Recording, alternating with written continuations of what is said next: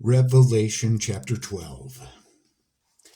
Now a great sign appeared in heaven, a woman clothed with the sun, with the moon under her feet, and on her head a garland of 12 stars.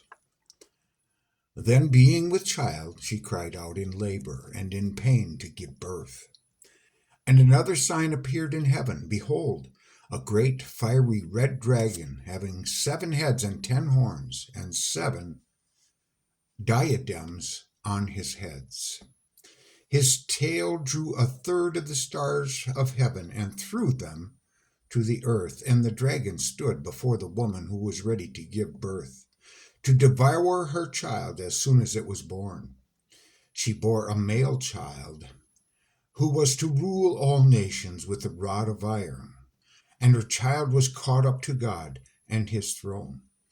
Then the woman fled into the wilderness, where she has a place prepared by God, that they should feed her there 1,260 days. And war broke out in heaven. Michael and his angels fought with the dragon, and the dragon and his angels fought. But they did not prevail, nor was a place found for them in heaven any longer. So the great dragon was cast out, that serpent of old, called the devil and Satan, who deceives the whole world. He was cast to earth, and his angels were cast out with him. Then I heard a loud voice in heaven. Now salvation and strength and the kingdom of our God and the power of his Christ have come, for the accuser of our brethren, who accused them before God day and night, has been cast down. And they overcame him by the blood of the Lamb and by the word of their testimony, and they did not love their lives to the death. Therefore rejoice, O heavens, and you who dwell in them. Woe to the inhabitants of the earth and the sea, for the devil has come down to you, having great wrath, because he knows that he has a short time. Now when the dragon saw that he had been cast to the earth, he persecuted the woman who gave birth to the male child.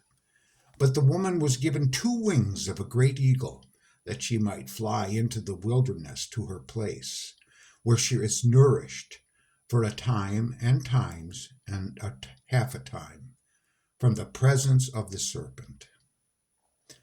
So the serpent spewed water out of its mouth, like a flood after the woman, that he might cause her to be carried away by the flood. But the earth helped the woman, and the earth opened its mouth and swallowed up the flood, which the dragon had spewed out of his mouth.